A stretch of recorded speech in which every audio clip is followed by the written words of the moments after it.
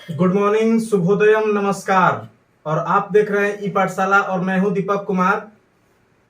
दोस्तों, जैसा कि आप लोग जानते हैं कि हम लोग पिछले क्लास में समास पढ़ना शुरू किए थे। ठीक है। सामान्य हिंदी की अगर बात करें तो सामान्य हिंदी के पेपर जो कि बिहार एसआई के लिए भी काफी इंपॉर्टेंट है और बिहार पुलिस में भी सामान्य हिंदी से तकरीबन 10 प्रश्न जो है वो रहते हैं। ठीक है। इसके अलावा अगर आप बीपीएससी का एग्जाम दे रहे हैं मेंस, तो मेंस में भी जो है एक हिंदी का सामान्य हिंदी का पेपर होता है। ठीक ना। तो इन सभी पेपर को ध्यान में रखते हुए ये लेक्चर जो है हम लेने जा रहे हैं। साथ ही साथ अगर बोर्ड एग्जाम्स के जो स्टूडेंट हैं, जो बिहार बोर्ड का एग्जाम देना चाहते हैं या फिर किसी भी बोर्ड का एग्जाम देना चाहते हैं, तो उनके लिए भी ये लेक्चर काफी महत्वपूर्ण होने जा रहा है। ठीक ना। तो ऐसे सभी स्टूडेंट्स जो या तो प्रतियोगी परीक्षा की तैयारी कर रहे हो, जैसे आप बिहार एसआई की बात करें, बिहार पुलिस कांस्टेबल की बात करें, बिहार पुलिस फायरमैन की बात करें, एक्साइज सब इंस्पेक्टर की बात करें, बीपीएससी की बात करें, यूपीएसआई की बात करें, यूपी पुलिस की बात करें, तो इन सभी एग्जाम की तैयारी करने वाले जो भी स्टूडेंट्स हैं, उन सभी स्टूडेंट्स को ध्यान में रखते हुए, साथ ही साथ वैसे स्टूडेंट्स जो बोर्ड एग्जाम की तैयारी कर रहे हैं, तो उन सभी स्टूडेंट्स को ध्यान में रखते हुए ये वीडियो हम बनाने जा रहे हैं। ठीक है। तो जैसा कि आप लोग जानते हैं कि जो हम लोग का पिछला वीडियो हुआ था, तो उसमें हम लोग समास को स्टार्ट किए थे और उसमें हम ये भी समझे थे कि समास जो है मुख्य रूप से कितने प्रकार के होते हैं। ठीक है। और इसके बाद में हम लोग उसमें अव्ययी भाव समास जो है उसके बारे में पूरा कंप्लीट पढ़ लिए थे। ठीक ना। अब देखो, अगला जो मेन हम लोग को समास पढ़ना है वो यहां पर ध्यान दीजिएगा। इसमें हम लोग देखिए, ध्यान से देखिए, इसमें हम लोग पढ़ेंगे यहां पर तत्पुरुष समास। किसके बारे में पढ़ेंगे भाई? तो तत्पुरुष समास। ठीक ना। देखो भाई, ये वाला जो वीडियो है इसमें हम लोग क्या पढ़ेंगे? तत्पुरुष समास। ठीक ना। अब देखो, ये जो तत्पुरुष समास है, सबसे पहले पहले तो हम लोग समझेंगे कि तत्पुरुष समास होता क्या है। ठीक ना। अब देखो, हम आपको बताए थे कि जैसे कोई भी समास होता है ना, समासिक पद, तो ये समासिक पद जो है इसमें मुख्य रूप से दो पद होते हैं, जिसमें एक होता है आपका पूर्व पद और एक होता है उत्तर पद।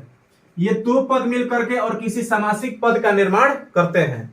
ये हम आपको बता चुके हैं, समझ गए ना। अब देखिए ध्यान से, तो हम बताए थे आपको पिछले क्लास में जब अव्ययी भाव समास पढ़ा रहे थे, तो उस समय बताए थे कि अव्ययी भाव समास में क्या होता है कि ये जो समासिक पद है, तो समासिक पद का पूर्व पद जिसमें प्रधान होता है उसे हम लोग अव्ययी भाव कहते हैं। ठीक ना।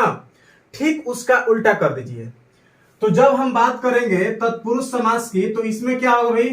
तो इसमें उत्तर पद जो है ये प्रधान होता है। पहला इसमें चीज क्या ध्यान रखना है कि इसमें जो है, इसमें उत्तर पद जो है ये क्या होता है? प्रधान होता है। समझ गए ना।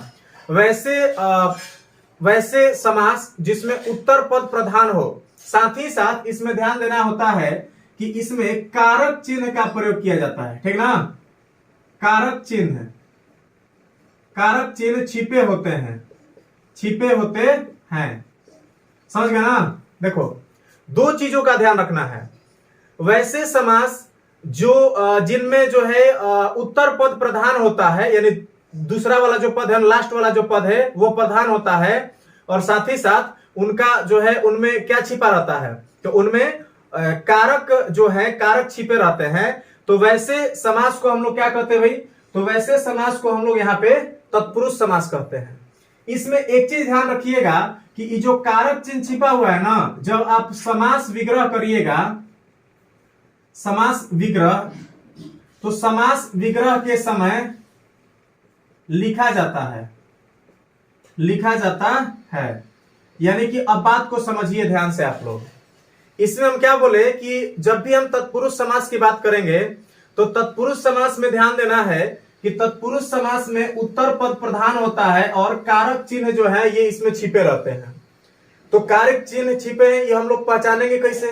तो देखिए, जब भी आप तत्पुरुष समास का समास विग्रह करिएगा, तो समास विग्रह करते समय ध्यान देना है कि जब भी समास विग्रह करिएगा ना, तो उस समय ये जो यहाँ पे जो कारक चिन्ह है, तो कारक चिन्ह समास विग्रह करते समय लिखे जाते हैं। जैसे मान के चलिए कि हम यहाँ पर एक सेंटेंस, सॉरी, एक यहाँ पे हम मान के चलिए कि एक समास दे दिए, चिड़ी मार। समास क्या दिए भाई? चिड़ी मार। ठीक ना। तो चिड़ी मार जो लिखे तो इसको आप कैसे लिखिएगा, इसका समास विग्रह करिएगा तो क्या होगा, चिड़िया को मारने वाला। क्या हो जाएगा भाई, तो चिड़िया को मारने वाला। तो जैसा कि आप यहां पर देख पा रहे हैं कि यहां पर चिड़िया हो गई और ये मारने वाला, दो पद हो गया। और इसमें क्या आया मेन, इसमें कारक चिन्ह को आया, ठीक ना। को क्या है, कारक चिन्ह है, ठीक। तो इसमें तो नहीं दिख रहा था कारक चिन्ह, चिड़ीमार में नहीं दिख रहा था, लेकिन जैसे ही हम लोग इसका समास विग्रह करें तो क्या प्रकट हो गया, को आ गया, यानी कि कारक चिन्ह आ गया। ये क्या है आपका, ये है कारक चिन्ह। तो ध्यान दो कि जब भी हम लोग तत्पुरुष समास का समास विग्रह करते हैं तो एक चीज ध्यान रखना है कि समास विग्रह करते समय इनमें क्या होता है, कारक चिन्हों का प्रयोग किया जाता है, ठीक ना। जब भी समास विग्रह किया जाएगा तत्पुरुष समास का, तो उसमें ध्यान देना है कि तत्पुरुष समास का समास विग्रह करते समय उसमें हम लोग क्या करेंगे, कारक चिन्ह का प्रयोग करते हैं। अब देखो यहां पर एक चीज इंपॉर्टेंट है, बात को समझिएगा। कारक चिन्ह जो है ये टोटल कितने प्रकार के होते हैं, 8 प्रकार के। कारक चिन्ह कितने प्रकार के होते हैं भाई, 8 प्रकार के। यहां पर हम लिख भी दे रहे हैं, देखिए कारक चिन्ह जो है भैया, तो कारक चिन्ह कितना प्रकार का होता है, 8 प्रकार का होता है। बात को समझना सब लोग, कारक चिन्ह जो है कितना प्रकार के भाई, तो ये 8 प्रकार के होते हैं। जिसमें से यहां पर समझिएगा, एक होता है आपका यहां पे कर्ता कारक होता है, एक क्या होता है वो कर्ता कारक। एक होता है यहां पे कर्म कारक, एक इसी में होता है आपका करण कारक, एक होता है इसी में आपका संप्रदान कारक, एक इसी में होता है आपका अपादान कारक, एक इसी में आपका होता है, ध्यान से समझिएगा, एक होता है आपका यहां पे संबंध कारक, एक इसमें आपका होता है यहां पे अधिकरण कारक, और लास्ट में एक वो आपका होता है यहां पे, ध्यान से समझिएगा, संबोधन कारक, ठीक ना। देखो भाई, तो ये इतने सारे कारक होते हैं, टोटल 8 को होता है। लेकिन आपको क्या ध्यान देना है कि अब देखिए सवाल ये पैदा होता है कि क्या ये 8 जो यहां पे कारक हम लिखे, तो ये 8 कारक चिन्हों का हम लोग प्रयोग कर सकते हैं, तो ऐसा नहीं है। देखिए इसमें जो कर्ता कारक है और जो संबोधन कारक है, इन दोनों के कारक चिन्ह का हम लोग यहां पे प्रयोग समास में नहीं करते हैं, समझ गए ना। समास में मेन ध्यान देना है कि जब भी तत्पुरुष समास की बात करी जाएगी तो हम क्या बोले कि तत्पुरुष समास में कारक चिन्ह का प्रयोग समास विग्रह करते समय करेंगे। लेकिन आपको ध्यान देना है कि समास विग्रह करते समय जो 8 गो कारक है, तो 8 गो में से 8 कारक के कारक चिन्ह का प्रयोग नहीं किया जा सकता है, सिर्फ और सिर्फ कितना के किया जाएगा, 6 गो के। देखो 6 गो के किया जाएगा, कौन कौन, कर्म कारक, करण कारक, संप्रदान कारक, अपादान कारक, संबंध कारक और अधिकरण कारक, यहनिये का प्रयोग किया जाता है, ठीक है ना। अब देखो यहां पर अब सवाल देखिए क्या है, बात को समझिएगा। ये जो 6 को आपको बताया ना, हाई दोनों को तो छोड़ दीजिए, बाकी जो 6 को बताया ना, तो यहां पर ध्यान दीजिएगा कि जो तत्पुरुष समास है ये कारक चिन्ह के आधार पर, कारक चिन्ह के आधार पर जो तत्पुरुष समास है इसके कितने प्रकार होते हैं, तो 6 प्रकार होते हैं, 6 भेद होते हैं। बात को समझिएगा, कारक चिन्हों के आधार पर जो तत्पुरुष समास है, तत्पुरुष समास के टोटल कितने भेद होते हैं, तो 6 गो भेद होता है, समझ गए। कारक चिन्ह के आधार पर तत्पुरुष समास के टोटल 6 गो भेद होता है। कौन कौन, तो देखो अभी जो कारक कारक है ना भाई, तो कारक कारक को हटा दो यहां से, और जितना कारक लिखे हो इस सब कारक को हटा दो। तो जब तुम कारक को हटा दोगे तो बचेगा क्या, कर्म बच गया, तो इसको तुम क्या बना दोगे, कर्म तत्पुरुष समास, एगो बन गया। इसके बाद में इसको भी तुम ऐसे ही कर दो, तत्पुरुष समास, फिर इसको भी तुम कर दो तत्पुरुष समास, और फिर इसको भी कर दो यहां पे तत्पुरुष समास, फिर ये भी वैसा ही हो जाएगा आपका, और लास्ट में एक रोगे कर दो सही।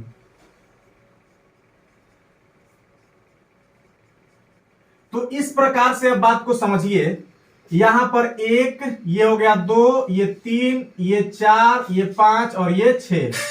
देखो भाई ध्यान से समझना, हम क्या बताए कि टोटल 6 प्रकार के कारक चिन्ह का प्रयोग हम लोग समास विग्रह करते समय यहां पे तत्पुरुष समास में प्रयोग करते हैं, ठीक ना। और ये 6 कारक कौन कौन सा था? कर्म कारक, करण कारक, संप्रदान, अपदान, संबंध और अधिकरण। ये 6 के प्रयोग हम लोग करते हैं, ठीक है ना। अब देखो, तो चूंकि ये 6 के करते हैं ना, तो इसी के आधार पर जो माने कारक चिन्ह के आधार पर अगर देखा जाए तो कारक चिन्हों के आधार पर तत्पुरुष समास कितना प्रकार हो जाता है? 6 प्रकार के। कौन कौन? तो कर्म तत्पुरुष समास, करण तत्पुरुष समास, संप्रदान तत्पुरुष समास, अपदान तत्पुरुष समास, संबंध तत्पुरुष समास और अधिकरण तत्पुरुष समास। समझ गए ना। तो इतना सारा 6 गो टोटल भेद होता है, ठीक ना। अब देखो, ये टोटल जो 6 गो भेद है, इस 6 भेद के बारे में अब हम लोग बारी बारी से एकदम एक एक करके पढ़ेंगे। पहले इतना सारा का आप स्क्रीनशॉट लीजिए और इसका नोट्स जो है बनाते चलिए। जल्दी से स्क्रीनशॉट ले लो बाबू।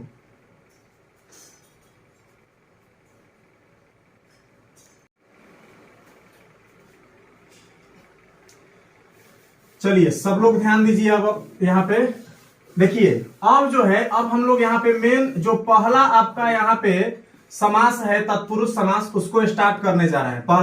पहला क्या भाई? तो पहला जो है यहाँ पे हो जाएगा आपका कर्म तत्पुरुष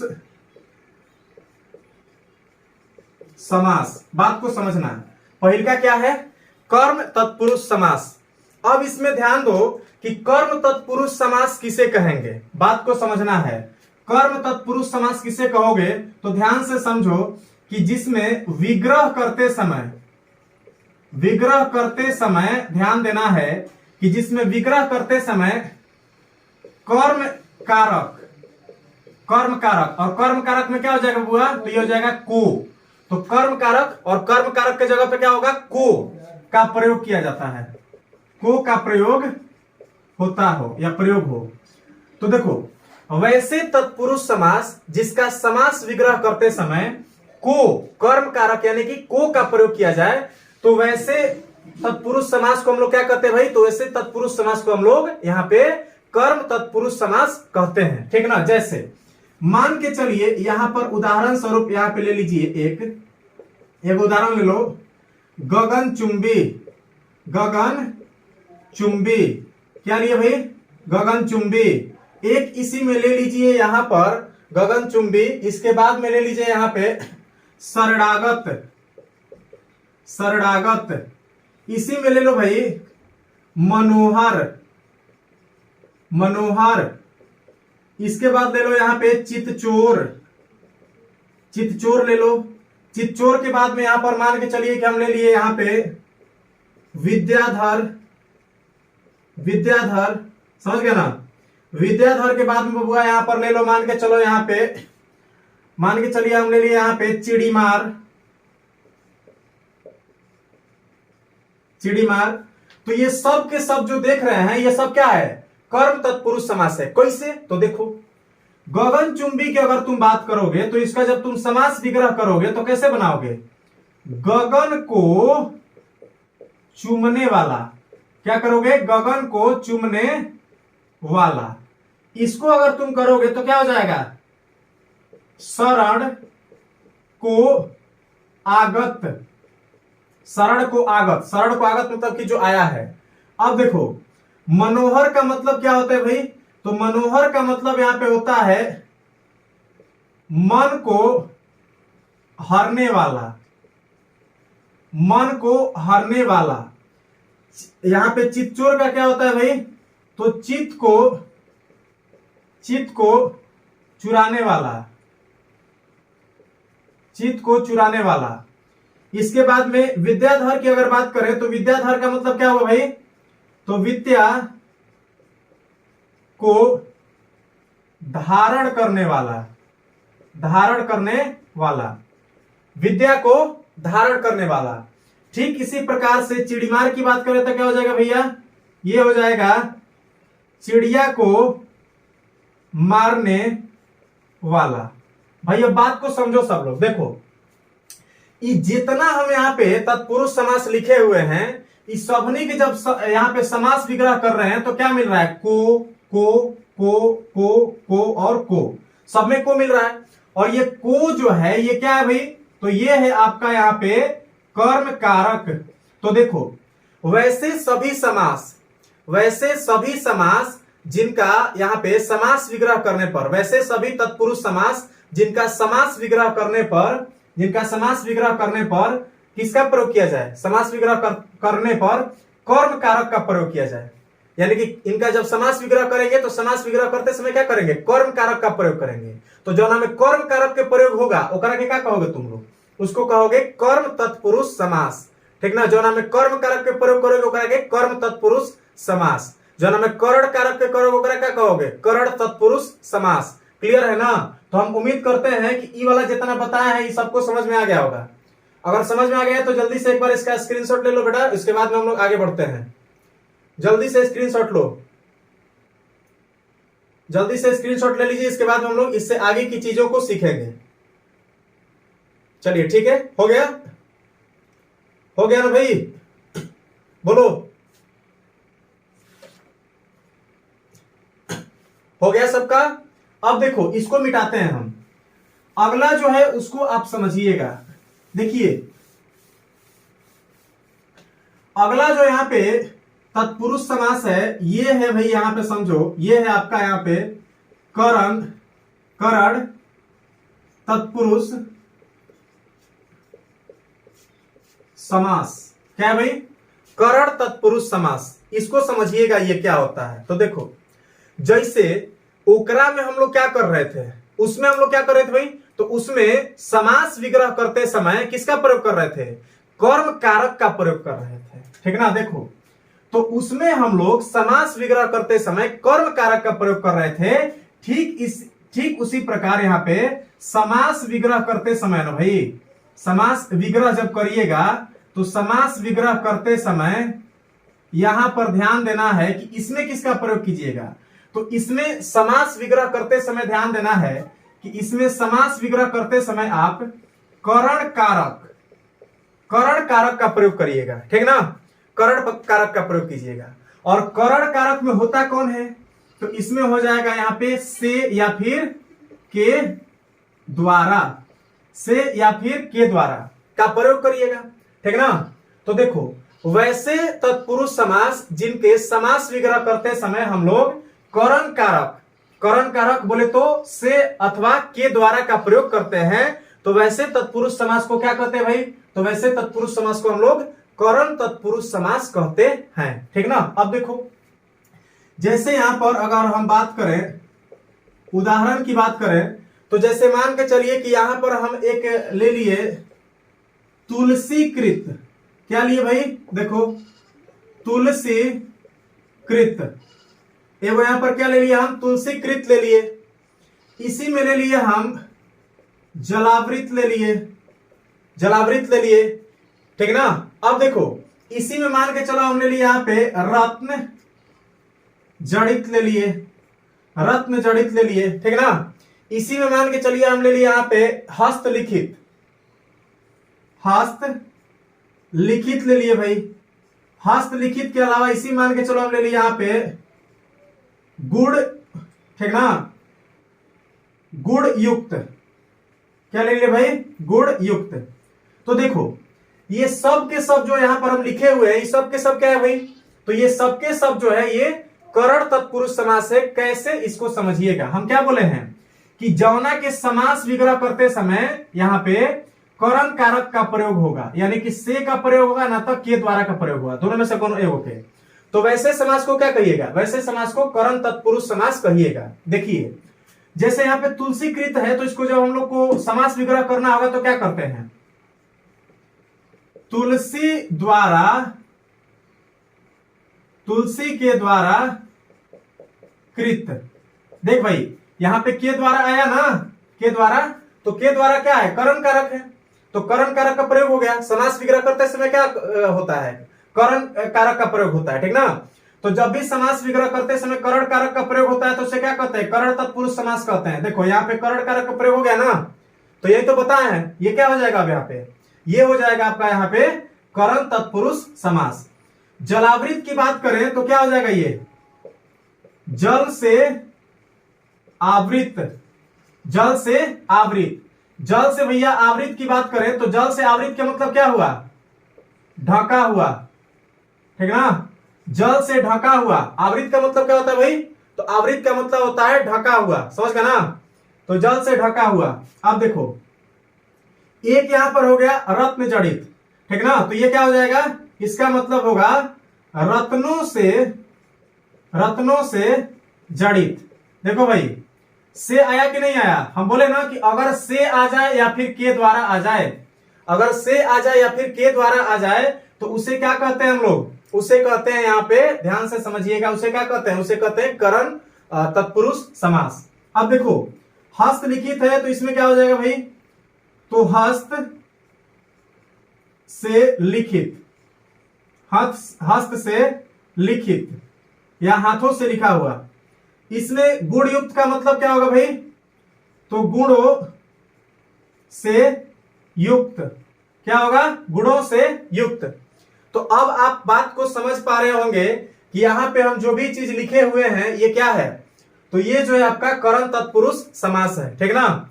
इसी में एक और ले लीजिए, मान के चलिए हम यहां पर दे दिए शोकाकुल, शोकाकुल। इसको कैसे बनाओगे भाई, तो शोक से आकुल, शोक से आकुल, शोक से आकुल हो जाएगा, ठीक ना। अब देखो इसमें एक चीज समझना, ये आकुल जो है ना, आकुल का मतलब होता है दुखी, ठीक ना। देखो दो चीजें होती हैं, एक होता है यहां पे आकुल और एक होता है व्याकुल। देखो भाई एक होता है आकुल और एक क्या होता है, व्याकुल।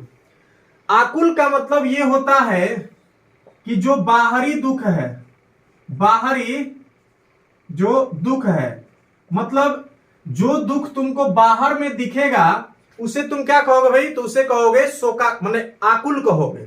जैसे शोकाकुल की बात करें तो शोकाकुल में क्या होता है, लोग दहाड़ मार मार के मान लेके रो रहे हैं, मान के चलो कि कोई दहाड़ मार मार के रो रहा है तो उसे तुम क्या कहोगे कि वो शोकाकुल है, माने उसका दुख बाहरी दिख रहा है। तो जिसका दुख बाहर दिखेगा, जो दुख बाहर दिखेगा उसे क्या कहोगे, आकुल। और जौन अंदरे अंदर है ना, जो आंतरिक दुख है भाई, तो आंतरिक दुख जो है ना, आंतरिक दुख को हम लोग क्या कहते हैं, तो आंतरिक दुख को यहां पे हम लोग कहते हैं व्याकुल, ठीक ना। तो व्याकुल का मतलब आंतरिक दुख होता है और आकुल का मतलब क्या होता है, बाहरी दुख, ठीक ना। तो हम उम्मीद करते हैं कि ये भी पूरा समझ में आ गया होगा, सब लोग समझ गए ना, कि जब भी किसी समास का विग्रह करते समय करण कारक का प्रयोग जो है आए, ठीक ना, से या फिर के द्वारा के आए, तो उसे क्या कहिएगा, उसे कहिएगा आप लोग यहाँ पे, उसे क्या कहिएगा, तो उसे कहिएगा यहाँ पे करण तत्पुरुष समास, ठीक ना। हम उम्मीद करते हैं कि इतना चीज सबको समझ में आ गया होगा। अगर समझ में आ गया तो जल्दी से इसका स्क्रीनशॉट लो।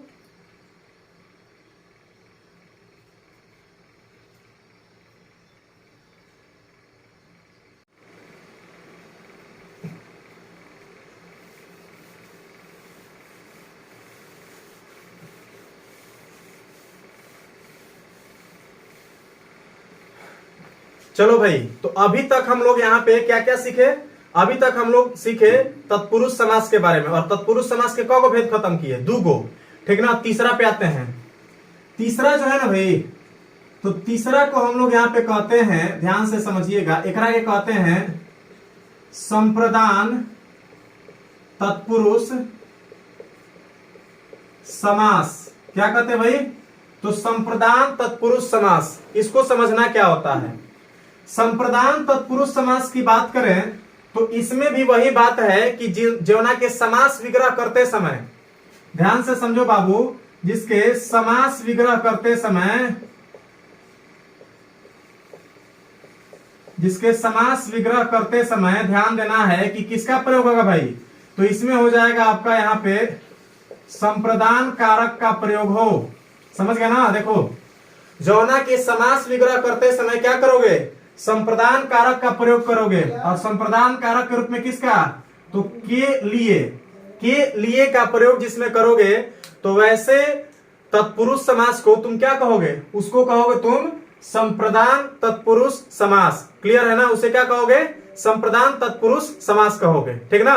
अब इसको समझना, जैसे मान के चलिए कि हम यहाँ पे एक दिए एग्जाम्पल, और ये एग्जाम्पल मान के चलो दे दिए हम स्नान घर, स्नान घर, इसी में दे दिए हम पूजा घर, पूजा घर, ठीक है। इसी में मान के चलिए हम यहां पर दे दिए विधान हवन सामग्री, हवन सामग्री, ठीक है ना भाई, क्या दे दिया हम, हवन सामग्री। इसके बाद में यहीं पे हम मान के चलो दे दिए रणभूमि, रणभूमि, क्या दे दिए भाई, रणभूमि। इसी में मान के चलो हम दे दिए हथकड़ी, हथकड़ी, क्या दे दिया हम, हथकड़ी दे दिए। इसी में मान के चलो हम दे दिए महंगाई भत्ता, महंगाई भत्ता। तो देखो ये सारा का सारा जो हम एग्जाम्पल यहां पर दिए हुए हैं, ये सब क्या है भाई, ये सब संप्रदान तत्पुरुष समास है। कैसे है इसको समझना। देखो स्नान घर का, देखो हम क्या बोल रहे हैं कि जो ना के समास विग्रह करोगे ना, तो समास विग्रह करते समय ओकरा में के लिए आ जाएगा, तो जो ना में के लिए आ गया वो क्या हो जाएगा, संप्रदान तत्पुरुष समास। देखो इसको जब तुम बनाओगे तो कैसे बनाओगे, स्नान घर को जब तोड़ोगे तो क्या हो जाएगा, स्नान के लिए, स्नान के लिए घर, क्या होगा भाई, स्नान के लिए घर हो गया। इसको जब करोगे तो क्या हो जाएगा भाई, तो पूजा के लिए, पूजा के लिए घर, क्या हो गया, पूजा के लिए घर, समझ गए ना। अब देखो इसको क्या कहोगे, तो हवन के लिए, हवन के लिए सामग्री, क्या हो जाएगा, हवन के लिए सामग्री। इसको जब बनाओगे तो क्या हो जाएगा, रण के लिए, रण के लिए भूमि, रणभूमि को जब तुम समास विग्रह करोगे तो क्या हो जाएगा, रण के लिए भूमि। ठीक उसी प्रकार से यहाँ पे हथकड़ी का मतलब क्या हो जाएगा, हाथ के लिए, हाथ के लिए कड़ी, क्या हो जाएगा, हाथ के लिए कड़ी। और महंगाई भत्ता का मतलब क्या हो जाएगा भाई, तो महंगाई के लिए, महंगाई के लिए भत्ता। तो देखो बात को समझो, यहां पर हम क्या देख रहे हैं कि जितना भी यहां पर आप देख पा रहे हैं समास को, उस सभनी के समास विग्रह करते समय क्या आया है, के लिए। सभनी में क्या आया है बबुआ, के लिए। और के लिए कैसा कारक है, तो ये संप्रदान कारक है। के लिए कैसा है, तो संप्रदान कारक है। तो चूंकि इसके समास विग्रह करते समय संप्रदान कारक का प्रयोग किया गया है, इसीलिए इसे आप क्या कहिएगा, इसे कहिएगा संप्रदान तत्पुरुष समास। क्लियर है सबका, सबका क्लियर है ना। देखो अब क्लियर है तो जल्दी से इसका स्क्रीनशॉट लो, उसके बाद में हम लोग इससे आगे की चीजों को सीखेंगे। ठीक है भाई, जल्दी से इसका स्क्रीनशॉट ले लो बाबू, जल्दी से स्क्रीनशॉट लो, उसके बाद में इससे आगे जो है हम लोग सीखेंगे।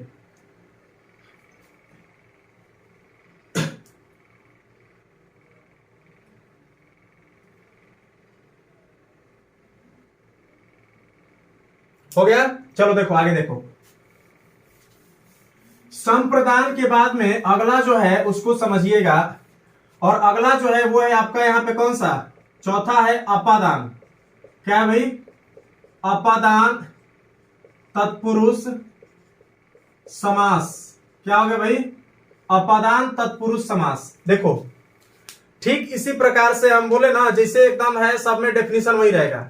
ओकरा में क्या था, उसमें संप्रदान कारक का मेन हम लोग प्रयोग कर रहे थे। इसमें जो है समास विग्रह के समय हम लोग क्या करेंगे, जब भी समास विग्रह करिएगा इसका, तो समास विग्रह करते समय किसका प्रयोग करोगे भाई, तो इसमें तुम अपादान कारक का प्रयोग कर दोगे, अपादान कारक का प्रयोग करोगे, ठीक ना। और अपादान कारक में किसको रखते हो, से को रखते हो। अपादान कारक में किसको रखते हो, से को रखते हो। लेकिन ध्यान देना है, देखो भाई यहां पे बात को समझना है सबको, कि जैसे देखिए हम करण की जब बता रहे थे प्रयोग, तो करण में भी क्या होता है, से होता है। यहां पर अपादान में भी क्या है, से है, दोनों में से है।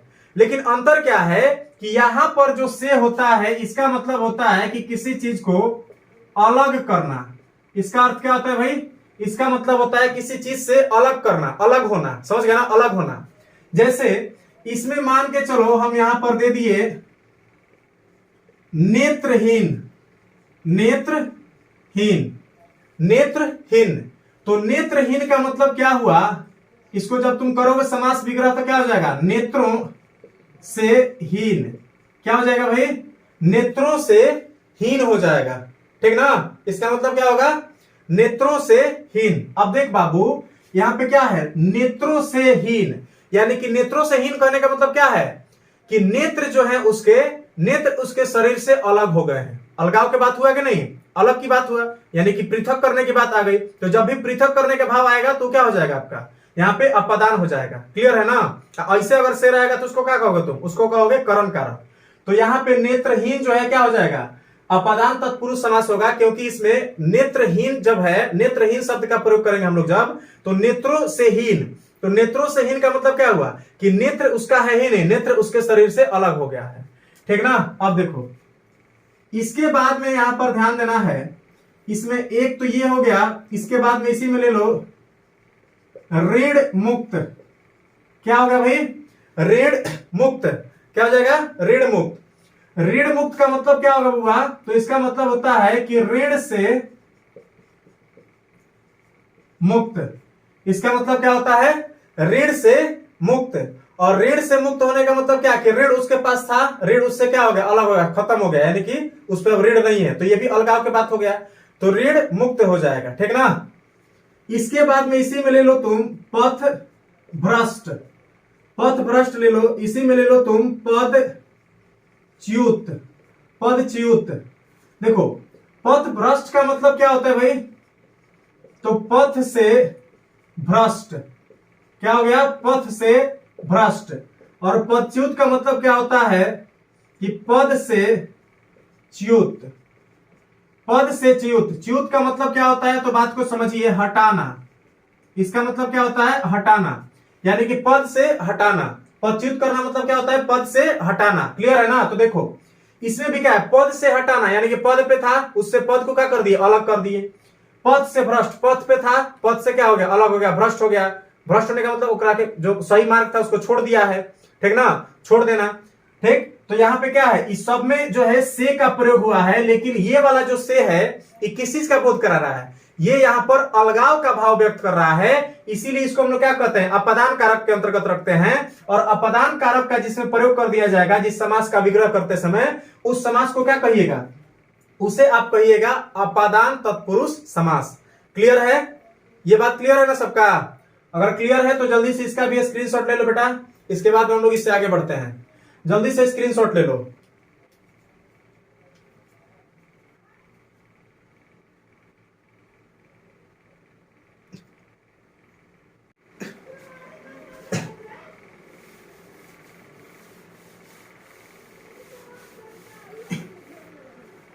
चलिए सब लोग ध्यान दीजिए। अब जो है यहां पर ध्यान दीजिए, और दूगो हम लोग का मेन तत्पुरुष में रह गया है। दूगो कौन कौन? तो देखो, एक भाई क्या होगा? एक हो जाएगा आपका, यहां पे ध्यान दीजिए, पांचवा हो जाएगा, ये हो जाएगा आपका संबंध तत्पुरुष समास। क्या हो गया भाई? संबंध तत्पुरुष समास। अब सवाल यह है कि संबंध तत्पुरुष समास में हम लोग किसको रखेंगे? तो देखो, जवना के तुम समास विग्रह करोगे ना, तो समास विग्रह करते समय जिसमें का या फिर के या फिर की का प्रयोग आ जाए। देखो, ये का के की जो है, इसी को हम लोग क्या कहते हैं भाई? इसको कहते हैं हम लोग संबंध कारक। एकरा क्या कहते हैं? संबंध कारक। तो जिस तत्पुरुष समास का समास विग्रह करते समय इन तीनों में से कोनों के प्रयोग कर दिया जाए, ठीक ना, यानी कि संबंध कारक का प्रयोग कर दिया जाए, तो वैसे समास को हम लोग क्या कहते हैं भाई? तो वैसे समास को हम लोग संबंध तत्पुरुष समास कहते हैं। क्लियर है ना? जिसका समास विग्रह करते समय यहाँ पे संबंध कारक अर्थात का, के अथवा की का प्रयोग कर दिया जाए, तो वैसे यहाँ पे तत्पुरुष समास को क्या कहिएगा? उसे कहिएगा आप संबंध तत्पुरुष समास। क्लियर है ना? अब जैसे देखो, यहां पर एग्जाम्पल के तौर पे ले लीजिए नगर सेठ, नगर सेठ, नगर वधु, नगर वधु। इसी में ले लीजिए ऋषि कन्या, ऋषि कन्या। ठीक ना बाबू? ऋषि कन्या के अलावा इसी में ले लो तुम मातृभाषा, मातृभाषा। ठीक है, मातृभाषा। इसी में ले लो तुम यहाँ पे जगन्नाथ, जगन्नाथ, ठीक है, जगन्नाथ ले लिए। इसी में मान के चलिए कि आप ले लिए यहां पे रामचरित, ठीक ना। इसी में मान के चलिए कि यहां पर ले लिए आप मंत्री परिषद, मंत्री परिषद। यहां से बहुत ज्यादा प्रश्न पूछा जाता है, इसलिए इसको डिटेल में बता रहे हैं। देखो इसमें क्या है भाई, नगर सेठ का मतलब क्या हुआ कि नगर का सेठ, नगर का सेठ का आ गया ना बाबू। नगर वधु का मतलब क्या हुआ, नगर की वधु, नगर की वधु। देखो भाई की आ गया। ऋषि कन्या का मतलब क्या हुआ कि ऋषि की कन्या। वही मातृभाषा का मतलब क्या हुआ भाई, मातृ यानी कि माता की भाषा, ठीक है। और ये जो जगन्नाथ देख पा रहे हो, तो जगन्नाथ का मतलब क्या होता है भाई, जगत का नाथ। बाकी रामचरित का मतलब क्या होता है, राम का चरित। और देखो चरित का मतलब कभी कभी पूछ सकता है कि चरित का शाब्दिक अर्थ क्या होता है, तो चरित का शाब्दिक अर्थ होता है जीवन। इसका मतलब क्या होता है, जीवन। चरित का मतलब चरित्र नहीं होता है, इसका मतलब क्या होता है, जीवन होता है। अब देखो ये जो मंत्री परिषद देख रहे हो, इसका मतलब क्या हुआ, मंत्रियों की परिषद, ठीक है ना। तो देखिए जब भी हम लोग बात करेंगे संबंध तत्पुरुष समास का, तो संबंध तत्पुरुष समास में आपको ध्यान देना है कि संबंध तत्पुरुष समास किसे कहोगे, वैसा समास जिसका समास विग्रह करते समय संबंध कारक का प्रयोग किया जाए, यानी कि का किया जाए या फिर के का या फिर की का प्रयोग किया जाए। तो वैसे समास को हम लोग क्या कहते हैं भाई, तो वैसे समास को हम लोग कहते हैं संबंध तत्पुरुष समास। क्लियर है। जैसे इसमें हम बताए ना, देखो इसमें भी का आया है, इसमें की आई है, की, इसके बाद में की, का, इसके बाद की, समझ गया ना। तो देखो का और की का प्रयोग आया है, और का और की क्या है, संबंध कारक है। तो जो नाम में संबंध कारक आ जाएगा उसको क्या कहोगे, संबंध तत्पुरुष समास कहोगे। ठीक है, सबका क्लियर है ना। क्लियर है तो जल्दी से भाई इसका एक बार स्क्रीनशॉट ले लो। और अगर नए नए हमारे चैनल से जुड़े हो तो जल्दी से जल्दी जो है चैनल को सब्सक्राइब कर दो भाई, और अपने दोस्तों के साथ में वीडियो को शेयर कीजिए, क्योंकि जितना ही अधिक हम लोग का ये फैमिली बड़ा होगा, यूट्यूब फैमिली, उतना ही हम लोग को पढ़ने में मजा आएगा। ठीक ना। तो चलिए जल्दी से आप अपने दोस्तों के साथ में वीडियो को शेयर करिए। लास्ट एक और रूल बच गया, उसको समझ लीजिए। देखिए इसको मिटा रहे हैं भाई। देखो लास्ट जो है उसमें ध्यान देना है, एक और रह गया है, और ये जो है इसका मतलब क्या होता है भाई, इसको कहते हैं हम लोग यहाँ पे अधिकरण। अधिकरण, देखिए अधिकरण तत्पुरुष समास, इसे क्या कहोगे, तो इसे कहोगे अधिकरण तत्पुरुष समास। क्लियर है ना। देखो अधिकरण तत्पुरुष समास में भी क्या करोगे, तो इसमें भी क्या करोगे भाई, इसमें करोगे समास विग्रह, इसमें भी क्या करोगे, समास विग्रह। और इसमें जब तुम समास विग्रह करोगे तो इसमें समास विग्रह करते समय किसका प्रयोग करोगे, तो अधिकरण कारक का प्रयोग करोगे। किसका करोगे, अधिकरण कारक का। ठीक ना। यानी कि वैसा समास, वैसा तत्पुरुष समास जिसका समास विग्रह करते समय हम लोग अधिकरण कारक का प्रयोग करते हैं। और अधिकरण कारक में क्या हो जाएगा भाई, में या फिर पर, में या फिर पर। ठीक ना।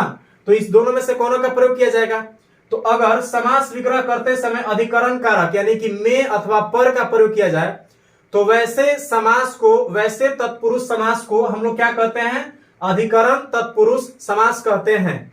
ठीक ना। जैसे इसमें मान के चलो हम दे दिए कवि श्रेष्ठ, क्या दे दिए भाई, कवि श्रेष्ठ।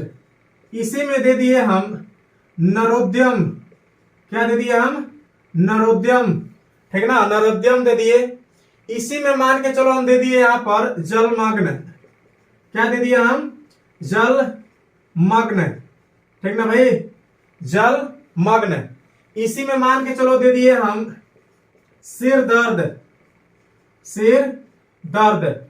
ठीक ना, सिर दर्द। देखो कोनो प्रकार के दर्द हो, बदन दर्द, सिर दर्द, ये टोटल, ठीक ना, ये सब आ जाएगा। ठीक है। इसी में मान के चलो हम दे दिए यहां पर शिलालेख, शिलालेख, और इसी में दे दिए हम घुड़सवार, घुड़सवार। देखो भाई हम क्या बोले हैं कि जब भी हम अधिकरण तत्पुरुष समास की बात करेंगे तो अधिकरण तत्पुरुष समास में ध्यान ये देना है कि इसका जब आप करिएगा समास विग्रह, तो समास विग्रह करते समय इसमें क्या होगा, इसमें समास विग्रह करते समय या तो में का प्रयोग होगा या फिर पर का प्रयोग होगा। देखो देखते हैं कैसे है। कवि श्रेष्ठ का जब तुम समास विग्रह करोगे तो क्या होगा, इसको जब समास विग्रह करोगे तो क्या हो जाएगा भाई, कवियों में श्रेष्ठ, क्या होगा, कवियों में श्रेष्ठ। तो में आया ना, आया कि नहीं, चलो ठीक है। नरोद्यम, देखो नरों में अद्यम, नरों में अदम, ठीक ना, इसे क्या कहते हैं, नरोद्यम कहते हैं। जलमग्न का मतलब क्या होता है भाई, तो जलमग्न का मतलब यहां पर ध्यान दो, जलमग्न का मतलब क्या हुआ कि जल में मग्न। देखो तीनों में आ गया ना। सिर दर्द का मतलब क्या हुआ, सिर में दर्द, क्या हो गया भाई, सिर में दर्द। शिलालेख का मतलब क्या हुआ, शिला पर लेख, और इसका मतलब क्या हो गया, तो घोड़े पर सवार। तो देखो यहां पर हम लोग क्या देख रहे हैं कि ये जो भी समास हैं, इन समासिक पदों का जब हम लोग समास विग्रह कर रहे हैं तो इसमें क्या देखने को मिल रहा है कि इसके समास विग्रह करते समय इसमें अधिकरण कारक में या फिर पर का प्रयोग आ रहा है, ठीक ना। तो जिस समास का समास विग्रह करते समय में अथवा पर का प्रयोग हो, वैसे समास को क्या कहिएगा, तो उसे कहिएगा आप लोग अधिकरण तत्पुरुष समास। क्लियर है ना, सबका क्लियर है। चलिए हम उम्मीद करते हैं कि आज का वीडियो सबको समझ में आ गया होगा भाई। अगर समझ में नहीं आया है तो जहां पे दिक्कत है उसको आप कमेंट बॉक्स में लिख दीजिए, ठीक है। अगले वीडियो में हम उसका जवाब दे देंगे। अगले वीडियो में आपके हर एक समस्या का समाधान कर दिया जाएगा। अगर आपको वीडियो अच्छा लगा हो तो आप वीडियो को लाइक कीजिए, अपने दोस्तों के साथ में शेयर कीजिए, और अगर आप हमारे चैनल पे नए जुड़े हैं तो चैनल को सब्सक्राइब करना मत भूलिएगा, ठीक ना। क्योंकि अगर सब्सक्राइब नहीं कीजिएगा तो भैया आपके पास में नोटिफिकेशन तो जाएगा नहीं, आप जानिएगा कैसे कि हम कब क्लास ले रहे हैं। तो इसलिए आप जो है चैनल को सब्सक्राइब कर दीजिएगा, जिससे कि हम जो भी वीडियो अपलोड करें उसका आपके पास रेगुलर नोटिफिकेशन पहुंचता रहे, ठीक है। तो चलिए आज की वीडियो को यहीं पे समाप्त करते हैं। जय हिंद।